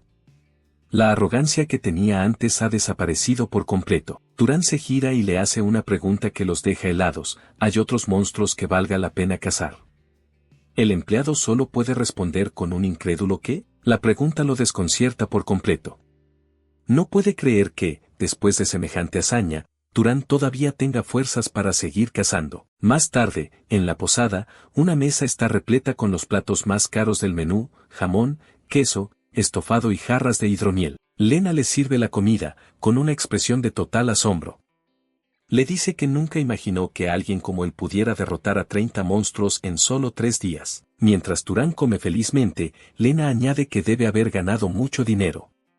Él sigue disfrutando de su merecido festín, sin darle importancia al comentario. Pero entonces, Turán detiene su comida. Con una expresión seria, la corrige, revelando que el dinero no es su único objetivo. Él aclara que su verdadero objetivo es el maná de los monstruos. Las imágenes muestran cómo absorbe su energía, y gracias a eso, confirma que se ha vuelto mucho más fuerte. Reflexiona para sí mismo, notando que su maná ha aumentado varias veces en comparación a cuando conoció a su maestro, Kaorn. Sin embargo, también puede sentir un límite. Sabe que para seguir haciéndose más fuerte, no puede depender únicamente del maná de monstruos débiles. Lena, que lo escucha, se queda confundida, sin entender a qué se refiere con todo eso del maná. De repente, el cocinero y otro hombre se acercan, asombrados por la cantidad de comida que ha desaparecido. El cocinero pregunta incrédulo si se lo comió todo él solo. El cocinero comenta que, a pesar de ser delgado, come muchísimo. Añade que está feliz de que haya disfrutado la comida, ya que hacía tiempo que no la preparaba. Turán responde que estaba deliciosa, y el cocinero, satisfecho, promete que la próxima vez la hará aún mejor. Pero el buen ambiente se rompe en un instante cuando una mano agarra bruscamente el hombro de Turán. Son los subordinados de Midan. Se acercan a su mesa con sonrisas amenazantes, preguntándole si está disfrutando de una comida tan sabrosa él solo. Uno de ellos se inclina y lo llama delgaducho, diciendo que ha oído que últimamente ha estado ganando mucho dinero. Justo cuando está a punto de exigirle caridad, la mano de Turán se mueve a una velocidad increíble y lo golpea en la cara. El hombre cae hacia atrás, sorprendido por el repentino ataque, mientras su compañero lo insulta. Turán lo mira con frialdad, juntando las manos como si rezara, y le pregunta con sarcasmo si no era eso lo que quería, un poco de caridad. El otro cazador, furioso, le grita que no se ponga arrogante y le lanza un puñetazo directo a la cara. Pero Turán detiene el golpe con una sola mano, sin el menor esfuerzo. La diferencia de poder es evidente. Un tercer hombre se une a la pelea, intentando romperle un taburete en la cabeza. Turán detiene el taburete con la misma facilidad, bloqueando el ataque sin moverse de su sitio. Con un simple apretón, presiona un punto vital en la cabeza del hombre, que suda frío por el dolor, y con un ligero empujón, lo envía volando por los aires. El hombre cae al suelo, completamente derrotado. Lena, que observaba todo con una sonrisa nerviosa, finalmente no puede contenerse más. Explota y les grita a todos que dejen de pelear dentro de su posada. En ese preciso momento, Midan entra con el resto de su grupo. Sin dudarlo, inclina la cabeza profundamente y se disculpa sinceramente por el comportamiento de sus hombres. Más tarde, en la habitación de Turán, Midan se presenta para disculparse de nuevo. Le asegura que ya ha regañado a sus hombres y que algo así no volverá a ocurrir. Midan explica que últimamente han estado escasos de dinero y supone que sus hombres sintieron envidia al ver la buena fortuna de Turán. Luego, se gira y les ordena a los dos hombres, ahora magullados y avergonzados, que se disculpen. Apenas pueden articular un no, lo siento. Turán le pregunta a Midan si su situación económica es tan difícil. Midan lo niega, diciendo que no es que sea difícil, sino que están limitados. Aprieta el puño y admite que en unos 3 días, probablemente no puedan pagar la tarifa de la habitación, pero insiste en que ese es su problema. Para su sorpresa, Turán le ofrece una bolsa de dinero, diciendo simplemente, toma. Midan se queda atónito y le pregunta por qué. Turán explica que es un pago por la amabilidad que le mostró antes, cuando se preocupó por él e intentó que se uniera a su grupo. Totalmente desconcertado, Midan le pregunta cómo supo eso. Turán sonríe levemente y responde que en este mundo, nada es gratis. A cambio del dinero, solo le pide una cosa, información. La cara de Midan se ilumina. La información es su especialidad. Con una gran sonrisa, le promete contarle todo lo que sabe. El tiempo pasa en la ciudad. Los cazadores siguen con sus vidas, y la rutina continúa. Turán se dirige al bosque una vez más, pensando que esta podría ser su última cacería en esta ciudad. Midan le había dado información sobre la siguiente ciudad, así que era hora de prepararse para partir. Recuerda su conversación y piensa que la información fue más útil de lo que esperaba, confirmando que Midan es realmente una buena persona. Aunque no tiene la misma experiencia que Kaon, esa falta de cinismo lo hace más puro y amable. Pero de repente, su concentración se rompe. Sus ojos se abren de par en par al detectar algo extraño. Sus sentidos agudizados captan un olor penetrante en el aire, un olor que no le gusta nada. Un mal presentimiento lo invade. Esperando estar equivocado, sale disparado a toda velocidad hacia el bosque. Siguiendo el rastro, encuentra marcas de garras profundas en un árbol, una clara señal de una lucha violenta. Se detiene en medio de un claro, preparándose para lo peor. El silencio es total, y entonces lo ve. Un hombre yace sin vida contra un árbol, en un charco de su propia sangre. Turan lo reconoce al instante, su mente trabaja rápido. ¿No es este uno de los hombres del grupo de Midan?, piensa. El miedo comienza a apoderarse de él, permanece en silencio, su rostro se endurece mientras asimila la terrible escena.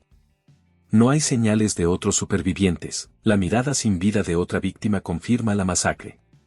El bosque, que antes era un campo de caza, ahora es una tumba. Junto a los cuerpos, unas pocas monedas de plata yacen esparcidas en la sangre, probablemente el mismo dinero que Turan le había dado a Midan. Finalmente, encuentra a Midan. Al ver el cuerpo sin vida del hombre que le había mostrado amabilidad, Turan solo puede arrodillarse, lleno de incredulidad y una ira creciente, preguntándose qué diablos ha podido pasar. En el bosque, Turan encuentra a un hombre malherido, apoyado contra un árbol. Con sus últimas fuerzas, el hombre intenta advertirle sobre un peligro cercano, balbuceando una y otra vez la misma sílaba. Turan, arrodillado, lo escucha con atención. El hombre herido levanta la cabeza, con la cara ensangrentada. Apenas puede hablar, pero consigue terminar la palabra, conejo. Turan no entiende a qué se refiere. ¿Un conejo? De repente, un sonido húmedo y horrible llama la atención de Turan. Es el conejo, masticando algo con la boca ensangrentada. El hombre herido confirma sus peores temores, es un monstruo. La escena se amplía, revelando una masacre. Varios cuerpos yacen destrozados por todo el claro, y Turan comprende la magnitud del peligro al que se enfrenta. Y ahí está, la causa de toda esta destrucción, un conejo gigante y de aspecto demoníaco, con un pelaje blanco manchado de sangre y unos ojos rojos que brillan con malicia. Turan, tras presenciar la masacre, se levanta con una expresión decidida. Sabe que no puede ignorar a esta bestia. Sin previo aviso, el monstruoso conejo se lanza al ataque. Su velocidad es tan increíble que levanta tierra y escombros a su paso. Turan apenas puede reaccionar. Su rostro muestra sorpresa al ver la increíble rapidez de la criatura. Piensa para sí mismo, es rápido. Logra esquivar el ataque en el último segundo. El conejo se detiene a cierta distancia, observándolo. Turan admite que casi lo golpea. Sin perder tiempo, Turan contraataca. Con un movimiento rápido de su mano, materializa un escudo de energía transparente frente a él. Aprovechando la apertura, se prepara para lanzar un ataque a distancia con su escudo. Su concentración es total. Con un giro poderoso, lanza un proyectil de energía azul que corta el aire en dirección al conejo. El proyectil se divide en múltiples fragmentos de energía, volando directamente hacia el monstruo. Pero el conejo es increíblemente ágil. Con una serie de saltos y giros, esquiva y destruye cada uno de los proyectiles con facilidad. Turan observa la defensa del conejo y se da cuenta de que no es un monstruo común. Está acostumbrado a luchar contra ataques a distancia. La criatura pisa con fuerza el suelo, preparándose para su siguiente movimiento con una energía amenazante. Con un salto impresionante, el conejo se eleva por los aires, proyectando una sombra gigantesca sobre Turan. Se prepara para aplastarlo. El ojo rojo del monstruo se fija en su objetivo desde las alturas, lleno de una intención asesina. Pero cuando el conejo aterriza, no encuentra a nadie. Turan ha desaparecido, esquivando el ataque una vez más. El monstruo, confundido por un instante, se lanza de nuevo a la carrera, buscando a su presa. De la nada, Turan aparece sobre el conejo, descendiendo con una daga en una mano y energía en la otra, listo para asestar un golpe decisivo. La daga se clava profundamente en el cuello de la criatura, que chilla de dolor mientras la sangre brota de la herida. Turán aterriza con agilidad mientras el conejo, gravemente herido, tropieza y se tambalea por el impacto. Antes de que el monstruo pueda recuperarse, Turán desaparece de su sitio, moviéndose a una velocidad cegadora. En un abrir y cerrar de ojos, reaparece justo frente al conejo, preparando un golpe final con toda su fuerza para acabar con la bestia de una vez por todas. El golpe impacta con una fuerza devastadora, haciendo que la cabeza del conejo se estrelle contra el suelo. La onda de choque es tan potente que el cuerpo del monstruo es lanzado por los aires, arrasando con todo a su paso. El impacto levanta una enorme nube de polvo y escombros que cubre una gran parte del bosque. Desde el centro de la destrucción, se oye el último chillido de agonía de la bestia mientras Turán observa desde la distancia. La sangre brota de las heridas del conejo, formando un charco en el suelo. Sus garras tiemblan por última vez. Con un último espasmo, el monstruoso conejo finalmente cae sin vida, con la lengua fuera y los ojos aún abiertos. La batalla ha terminado. Una vez que el polvo se asienta, Turán comienza a caminar lentamente hacia el cadáver de la criatura. Se detiene frente al monstruo derrotado, observando en silencio el resultado de su abrumador poder. Turán extiende su mano sobre el cuerpo del conejo, preparándose para absorber su maná. Una poderosa aura de energía verde brota del cadáver y fluye hacia Turán, envolviéndolo por completo. Mientras absorbe la energía, Turán nota algo inusual. La cantidad de maná es diferente. Es mucho más de lo que esperaba, incluso superando al del monstruo leopardo que enfrentó anteriormente. Sus ojos se abren con sorpresa. No puede creer la cantidad de poder que está obteniendo de una sola criatura. Tras absorber el maná, se vuelve hacia el hombre herido, que lo ha visto todo. Con asombro, el hombre lo identifica: eres un mago. Turán lo confirma con un simple sí. El hombre, confundido, le pregunta por qué alguien con tanto poder ocultaría su identidad. Turán ignora la pregunta y en su lugar le pregunta si alguno de los caídos tiene familia para entregarle sus pertenencias. Con lágrimas en los ojos, el hombre responde que no. En sus últimos momentos, el hombre recuerda a su líder, Midan. Parece que tiene algo importante que recordar sobre él. La escena cambia a un recuerdo. Midan, sonriendo, le cuenta a Turán sobre una gran ciudad cercana llamada Orem, que tiene una biblioteca. Turán, que hasta ahora parecía desinteresado, pregunta sobre la biblioteca. Midan le explica que, según los rumores, contiene miles de libros. Midan se da cuenta de que la mención de los libros ha captado por fin el interés de Turán. Turán, por su parte, finge indiferencia. Midan añade un dato crucial: no cualquiera puede entrar a esa biblioteca. Intrigado, Turán pregunta cómo podría acceder. La respuesta es simple: al parecer, la entrada está reservada exclusivamente para magos. Al oír esto, Turán se queda pensativo. El recuerdo termina. De vuelta en el presente, Turán, con una nueva determinación, anuncia que ha tomado una decisión. Su antiguo compañero de viaje le pregunta a qué se refiere. Frente a las tumbas que ha cavado para los hombres caídos, Turán declara su nuevo destino: irá a la gran ciudad de Orem. Antes de partir, se detiene un momento ante la tumba del hombre que conoció brevemente. Dice su nombre en voz baja como despedida: Midan. Espero que seas feliz allí, susurra. Con esas palabras, Turán da la espalda al improvisado cementerio y comienza su viaje hacia la ciudad de los magos. El tiempo pasa y Turán llega a una ciudad bulliciosa. Se mezcla con la multitud, observando el nuevo entorno. Con su aspecto de viajero y sus ropas desgastadas, Turán se siente fuera de lugar. Piensa para sí mismo que la pequeña ciudad de Murey, que antes le parecía grande, ahora le parece insignificante en comparación. Ha llegado a su destino, la gran ciudad de Orem. Un enorme y majestuoso castillo se alza en el centro, rodeado de una ciudad próspera y bien organizada. Turán se une a la larga fila de personas que esperan para entrar. La puerta de la ciudad está fuertemente custodiada, y no esperaba encontrar tanta gente. Observa a los guardias inspeccionando a cada persona que pasa y se pregunta si estarán buscando criminales. Turán avanza en la fila, impresionado por el sistema de seguridad de la ciudad. Es mucho más riguroso que cualquier cosa que haya visto antes. Justo cuando llega su turno, un guardia le grita que se detenga. Turán se queda perplejo, sin entender cuál es el problema. El guardia lo señala con desprecio y le prohíbe la entrada. Turán, confundido, le pregunta qué sucede. El guardia se burla de él, diciendo que nunca ha visto ropas tan sucias. Le ordena que se vaya a sacudir el polvo antes de intentar entrar. Turán simplemente lo ignora. En lugar de discutir, su atención se desvía hacia una imponente torre blanca que se alza sobre la ciudad, cubierta de extrañas enredaderas. Mirando hacia arriba, se da cuenta de que esa debe ser la biblioteca de la que le habló Midan. Su objetivo está a la vista. La escala del edificio es abrumadora. Turán está seguro de que una construcción así solo pudo haberse hecho con magia. Se acerca a las grandes y ornamentadas puertas de la biblioteca, donde 2 guardias custodian la entrada.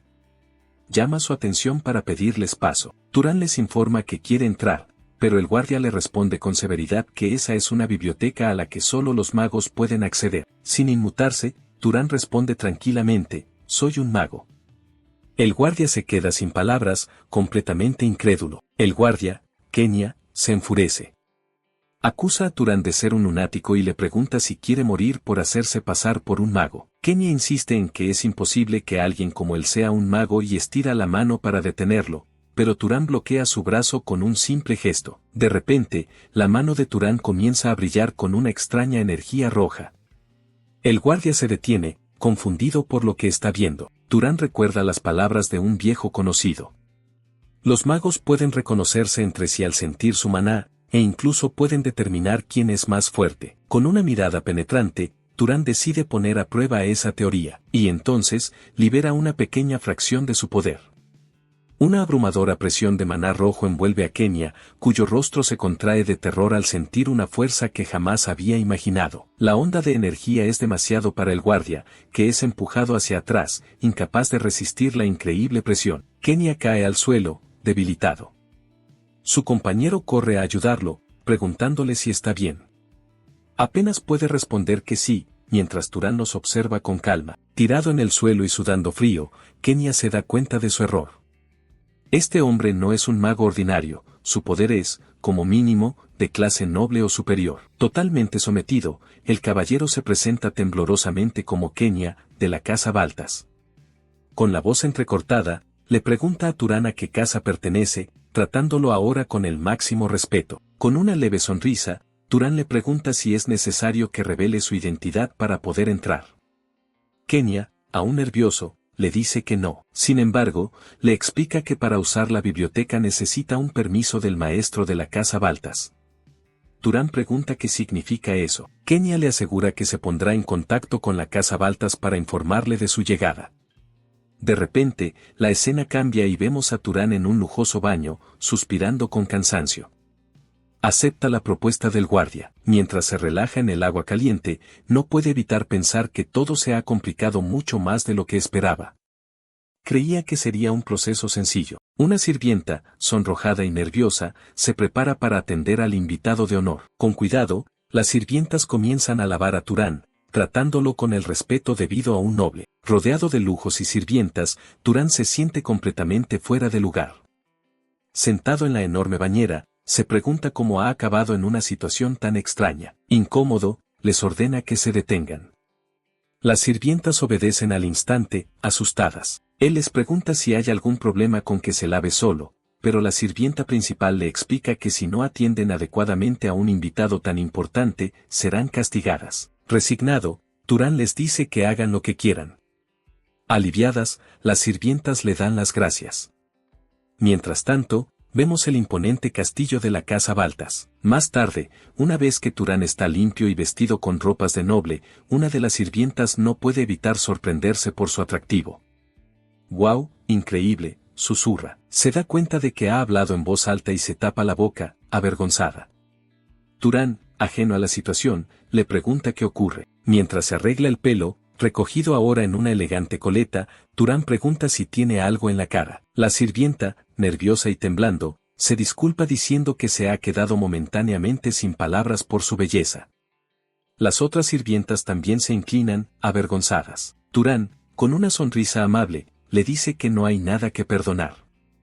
Sin embargo, ella le pide que por favor no les hable de manera tan informal, recordándole la diferencia de estatus. La situación le parece extraña. El lunar bajo su ojo resalta su nueva apariencia refinada. ¿Qué es esto?, piensa, desconcertado por el trato que está recibiendo. De repente, una nueva figura entra en la habitación. Es una joven de pelo rosado que camina con confianza hacia él. Con una sonrisa burlona, la joven lo mira de arriba abajo. Así que tú eres el invitado que apareció pareciendo un mendigo, le dice sin rodeos. Un mayordomo intenta reprenderla por su falta de respeto, pero ella lo ignora y añade que, después de un baño y ropa nueva, ahora parece un príncipe. Ambos se presentan. Él dice llamarse Turán, y ella, Aceya. El ambiente es tenso, pero ella mantiene su sonrisa juguetona. Aceya va directa al grano y le pregunta de qué casa noble proviene. Turán, sin embargo, evade la pregunta, diciendo que por motivos personales prefiere no decirlo. La respuesta parece divertir a Aceya.